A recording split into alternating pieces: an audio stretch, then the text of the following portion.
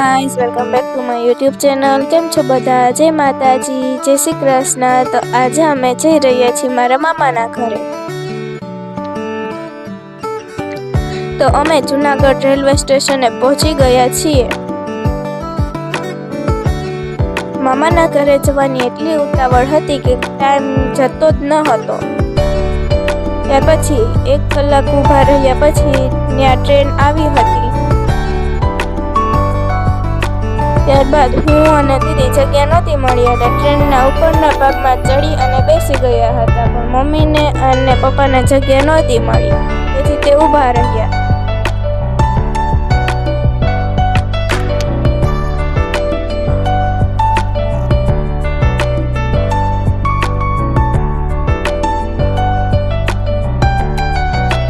ભૂખ એટલી લાગી હતી કે અમે પેકેટ તોડી અને ખાવા લાગ્યા હતા। થોડીક વાર પછી અમને બધાને જગ્યા મળી ગઈ હતી।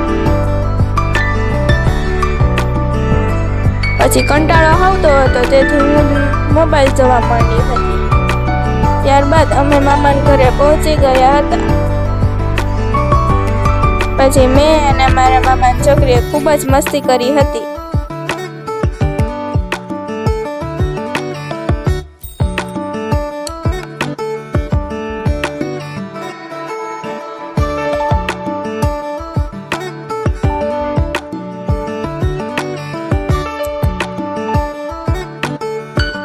ત્યારબાદ બીજે દિવસે અમે નીકળી ગયા સોમનાથ મહાદેવના દર્શન કરવા। અમારી સાથે મારા મામા પણ આવી રહ્યા હતા।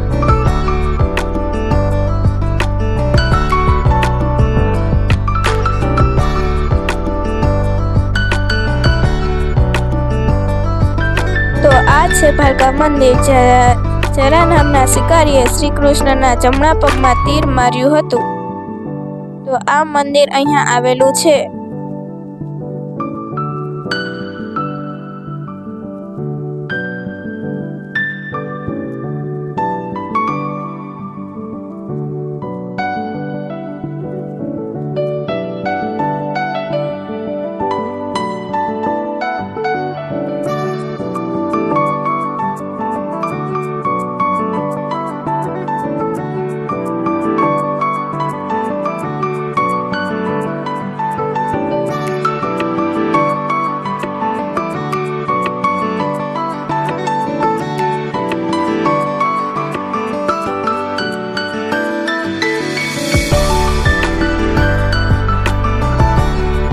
અમે હમીરસિંહ ગોહિલના પુતળા પાસે પહોંચી ગયા છીએ, જ્યાં સોમનાથ મહાદેવના મંદિરની હમીરસિંહ ગોહિલે રક્ષા કરી હતી।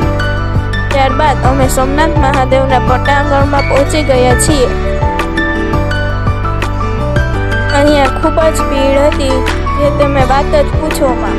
અહીંયા 2 દિવસ પહેલા PM શ્રી મોદીજી આવ્યા હતા, જેથી અહીંયા ખૂબ ભીડ હતી। અહીંયા ઘણી બધી ફૂલ અને ઘણા બધી વસ્તુથી શણગાર પણ કર્યો હતો।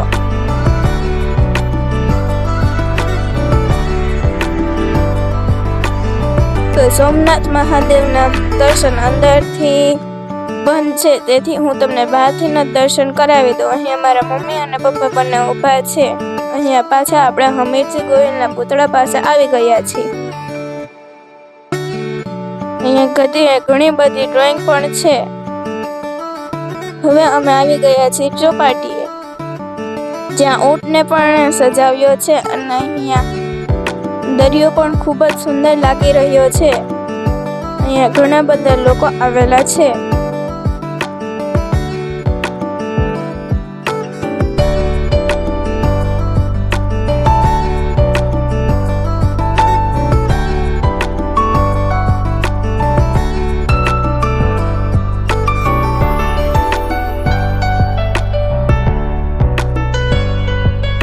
જો તમને મારો આ વિડીયો પસંદ આવે તો મારી ચેનલને લાઈક કરો, શેર કરો, સબસ્ક્રાઈબ કરો અને બાજુમાં આપેલું બેલ આઇકન જરૂરથી ક્લિક કરો, જેથી મારા અવનવા વિડીયોની નોટિફિકેશન તમને સૌથી પહેલાં જોવા મળે।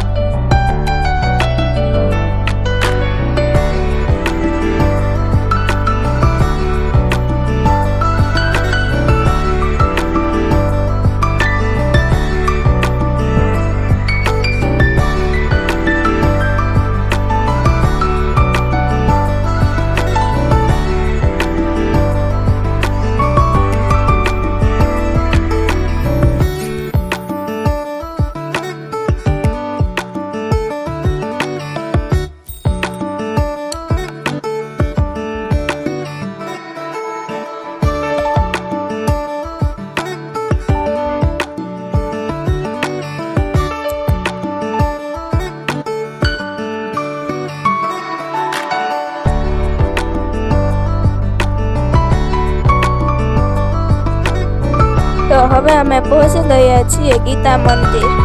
ત્યાં બહાર જ અમે નીકળતા જ શ્રી કૃષ્ણની મૂર્તિ આવેલી છે. ત્યારબાદ અહીંયા બહાર જ ચંપલ કાઢી અને દર્શન કરવા જવાનું રહે છે. તો આ છે ગીતા મંદિર. અંદરથી દર્શન કરવાની મનાઈ હોવાથી હું તમને બહારથી જ દર્શન કરાવી દઉં છું.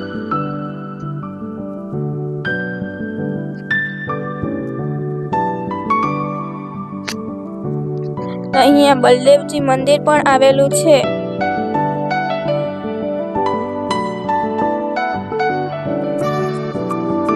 તો અહીંયા તમે દર્શન કરી શકો છો.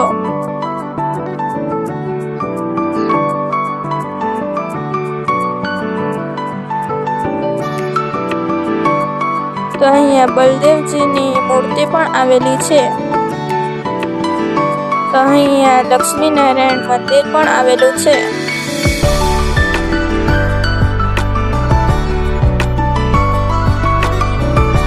અહીંયા ઘણી બધી છબીઓ પણ લટકાવવામાં આવેલી છે. તો અહીંયા ભગવાન નારાયણ અને માતા લક્ષ્મી બિરાજમાન છે.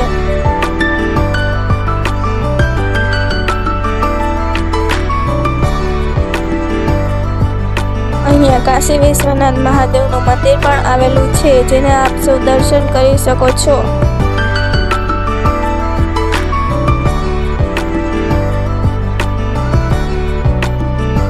તો અહીંયા શ્રી મહાપ્રભુજીની બેઠક પણ આવેલી છે. અહીંયા ફોટોગ્રાફી અને વિડીયોગ્રાફીની મનાઈ હોવાથી હું તમને તેના દર્શન કરાવી શકીશ નહીં. તો અહીંયા ઓમકારેશ્વર મહાદેવનું મંદિર આવેલું છે. અહીંયા નંદી બિરાજમાન છે અને અહીંયા મહાદેવ પણ બિરાજમાન છે, જેના આપ સૌ દર્શન કરી શકો છો.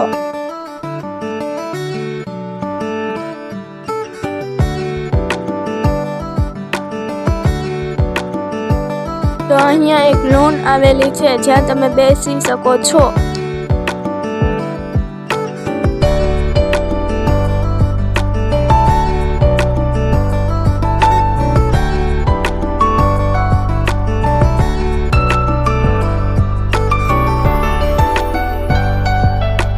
અહીંયા પાછળની સાઈડ એક નદી આવેલી છે, જ્યાં ઘણા બધા પક્ષીઓ પણ છે.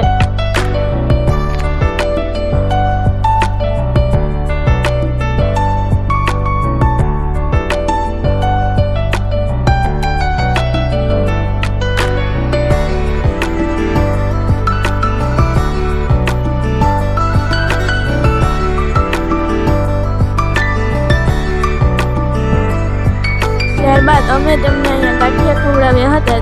ગાંઠિયા હાથમાં રાખવાથી એકય પક્ષી આવતા ન હતા, પણ ધીરે ધીરે ગાંઠિયા નીચે નાખવાથી પક્ષીઓ હવામાં જ કેચ કરી રહ્યા હતા.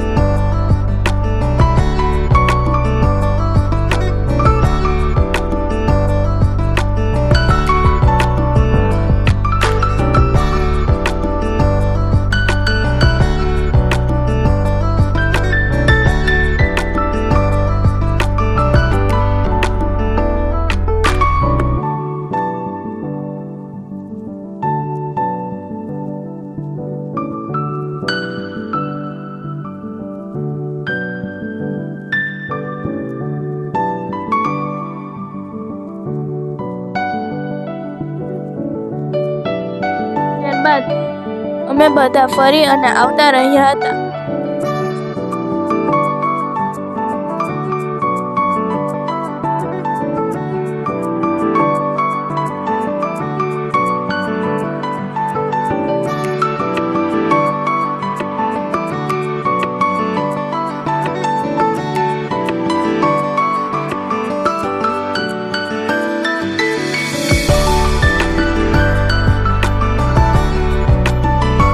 ત્યારબાદ અમે બધા ફરી ચોપાટીએ પતંગ ચગાવવા માટે ગયા હતા.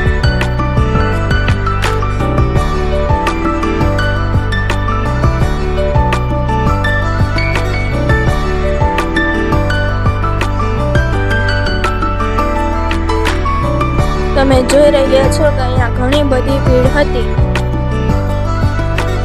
વેરાવળમાં રહેતા લોકો અહીંયા પતંગ ચગાવવા માટે આવ્યા હતા.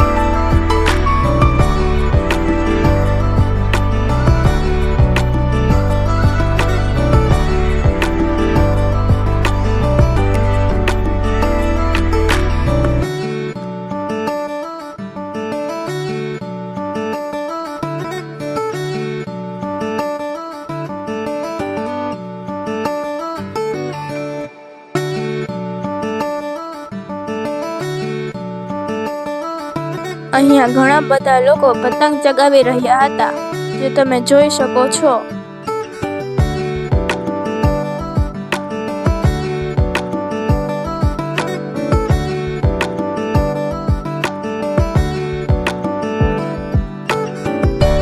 અહીંયા ખૂબ જ ભીડ હતી.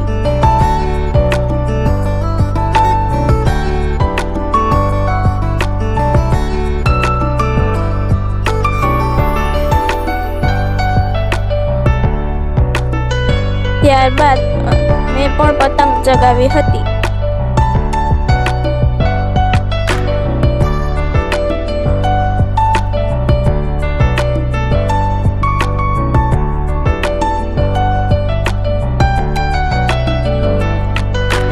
મારા મામાની છોકરી પતંગ તો ન કહેવાય પણ ગેસથી ભરેલો ફુગ્ગો ચગાવી રહી હતી.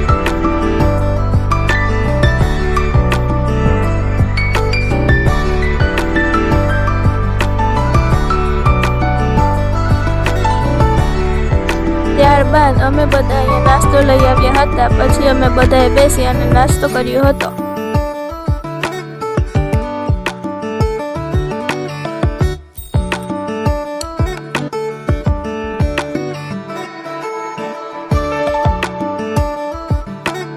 તો અહીંયા ઘણી બધી પતંગો ચગી રહી હતી. ત્યારબાદ ત્યાં બેટી બચાવો વાળા આવ્યા હતા અને અમારી પતંગો પર સ્ટીકર લગાવી અમારી સાથે ફોટા પણ પાડ્યા હતા.